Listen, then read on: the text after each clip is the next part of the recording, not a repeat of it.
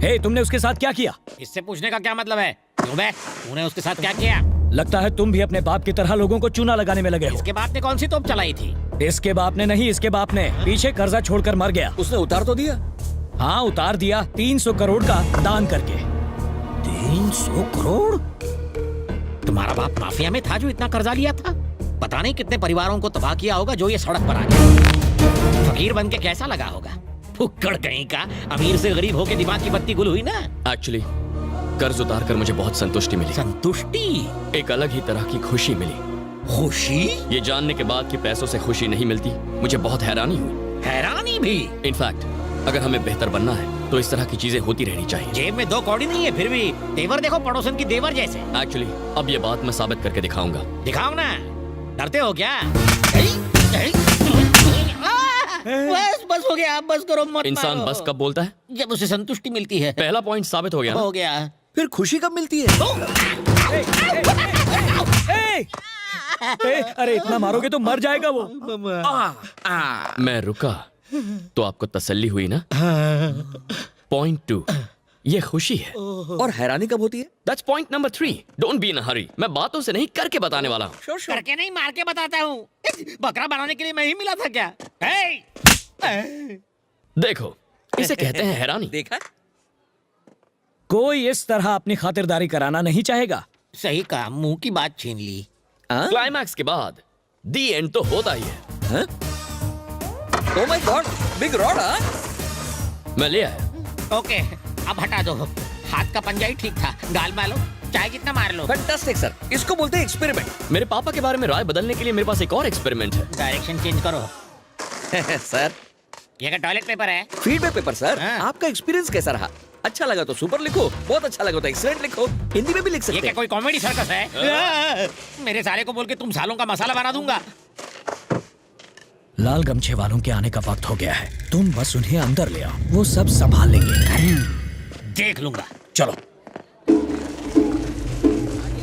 रुको एक मिनट। रुको, कौन हो तुम लोग? क्या काम है और किससे मिलना है?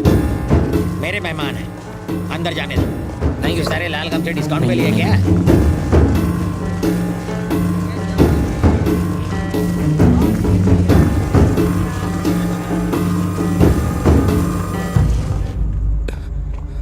विनय,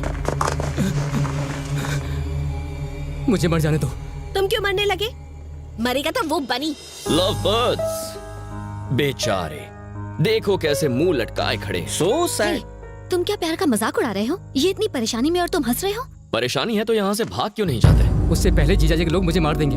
पूरा गांव उनका है। और अगर पार कर भी लिया तो दूसरे गांव वाले मार देंगे। हर कोई तो दुश्मन है। एक तरफ तुम्हारे दुश्मन लड़के को मारेंगे, गांव वाले तुम्हें रोकने में लगे होंगे। उसी मौके का फायदा उठाएंगे। उतने वक्त में खिसक जाओगे। परम सुबह के 6 बजे तुम्हारा कार में इंतजार करेगा। Don't be late. Veera Singh के आदमी 6:30 बजे मुझे मारने के लिए मुझ पर हमला करेंगे और तुम्हारे भैया 7 बजे तक उन लोगों का गेम ओवर कर देंगे। इसके बाद वीरा सिंह अपने घर पर पहुंचेगा 8 बजे, 9 बजे तक मारेगी पुलिस अपनी एंट्री, 10 बजे तक पंचायत बैठेगी और 11 बजे दुल्हन के भागने की आएगी सैड न्यूज। 11:30 बजे तक तुम दोनों चेन्नई में होगे और ठीक उसी वक्त 11:30 बजे तुम्हारा भाई टूट जाएगा और मुझे सॉरी कहेगा और सारे पेपर्स मेरे हाथों में ला कर देगा।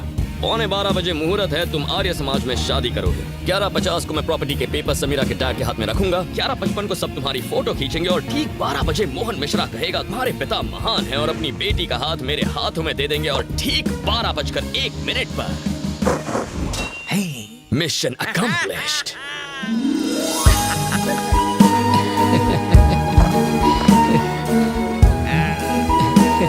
Thank you.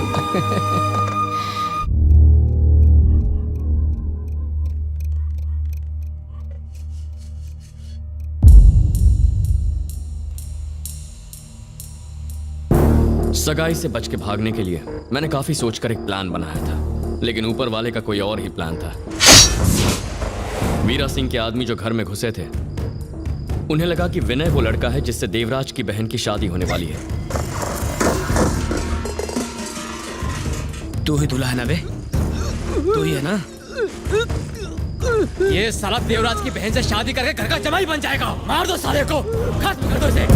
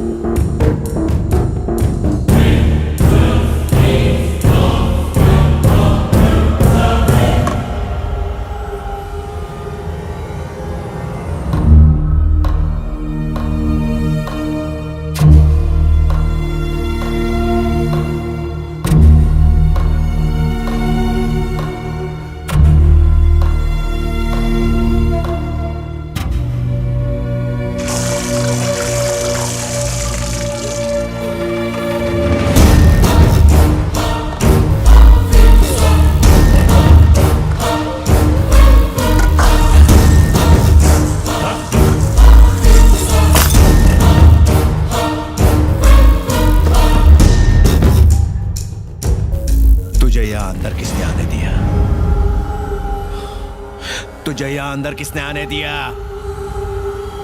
नाम बता। किसने?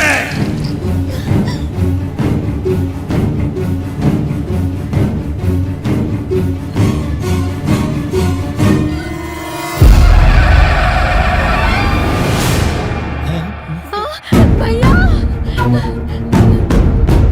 भैया ये ऐसा काम नहीं कर सकते, ऐसा कुछ नहीं कर सकते, मुझ पे विश्वास करो। देख क्या रहे हो? काट डालो साले को। भैया उन्हें छोड़ो भैया। भैया ऐसा मत करो। भैया वो आपके बहनों ही है, मेरा सुहाग मत उजाड़ो भैया। इसके चलने के बाद जो राख बचेगी उसे अपनी मांग में भर के बैठी रहे। भैया कुछ तो रहम करो।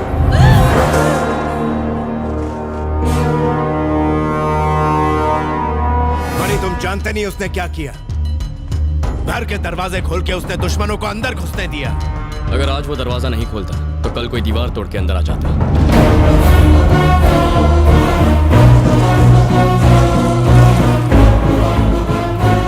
आपकी बहन इस रिश्ते से खुश नहीं है, मैं उससे प्यार नहीं करता, हम दोनों ये शादी नहीं करना चाहते।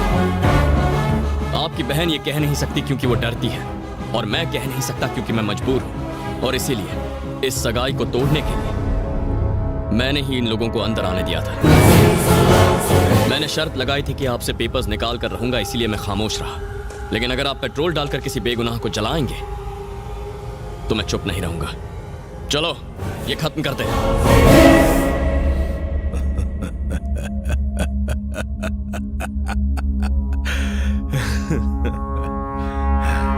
जिस खूंखार हैवान को मैंने अपनी बीवी से 20 साल तक छुपा के रखा था, तू उसे ललकार कर बाहर निकालना चाहता है।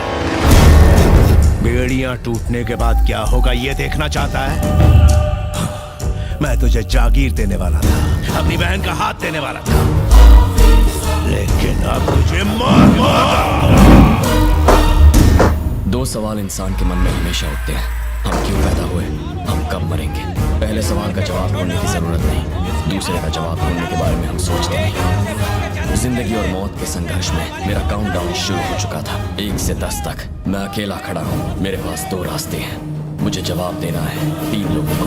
4 हफ्तों पहले मैंने एक चुनौती ली थी, 5000 लोगों से भरा एक गांव, एक गुंडा जिसके 600 सिपाही हैं और जो अपनी बहन की शादी उसकी मर्जी के खिलाफ मुझसे करना चाहता है। 8000 यार्ड की जमीन, हाथ में सिर्फ 9 मिनट का वक्त, 10 मीटर दूरी पर देवराज खड़ा है।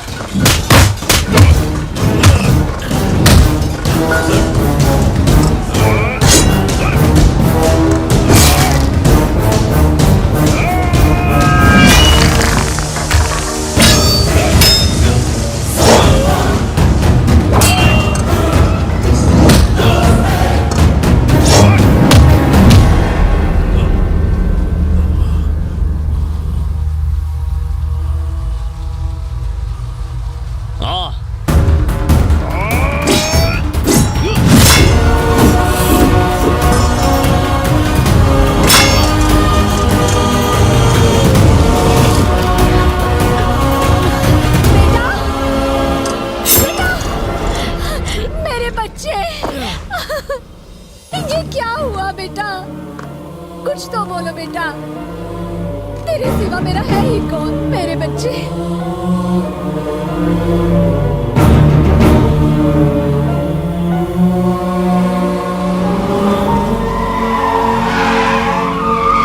वानी, ये गलत रास्ता है। अरे ये जो रास्ता लेगी वही सही होगा।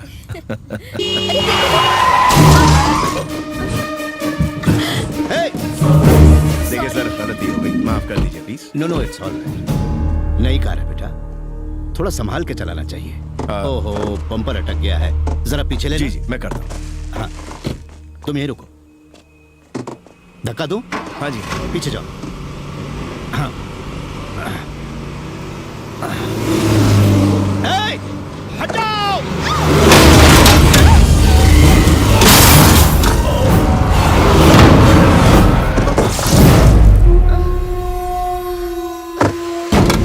तुम लोग गाड़ी में बैठो और डालो जल्दी जल्दी, कोई बच के जाने ना पाए। लाशों के ढेर बिछा दो, जल्दी जल्दी गाड़ी में बैठो।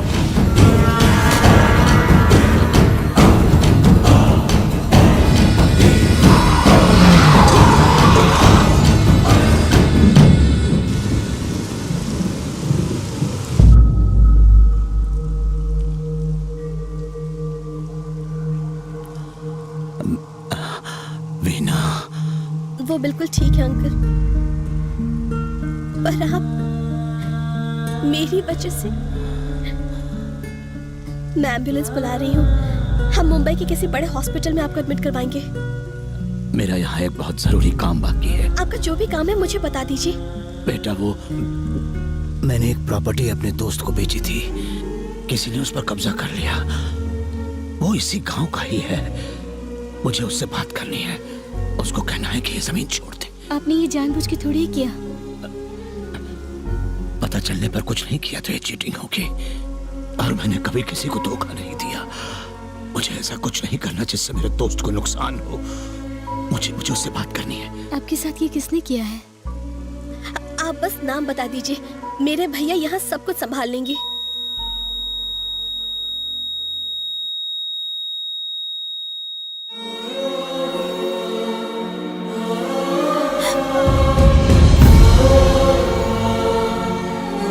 एक एक्सीडेंट केस है। कहाँ है वो?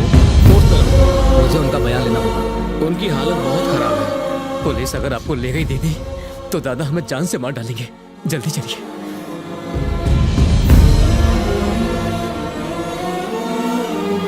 नहीं,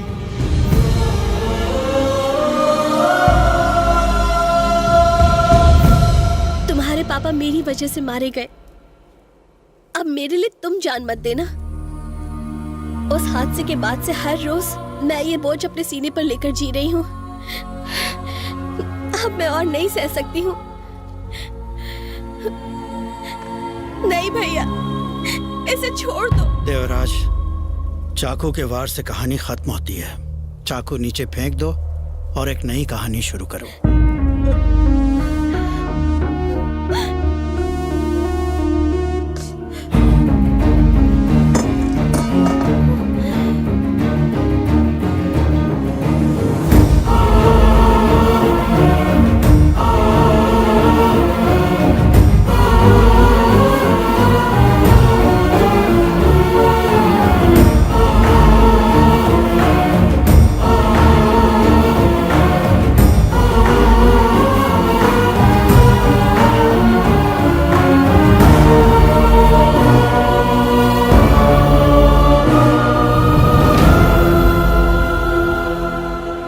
पिता एक नेक दिल इंसान थे जो अपने आखिरी लम्हों में भी किसी और की भलाई के बारे में सोच रहे थे।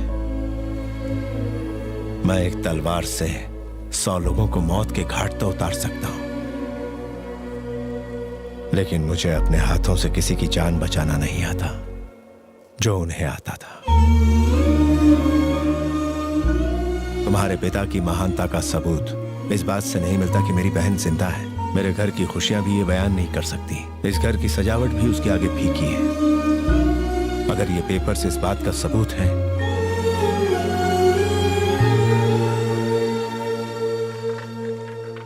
तो रख लो इसे।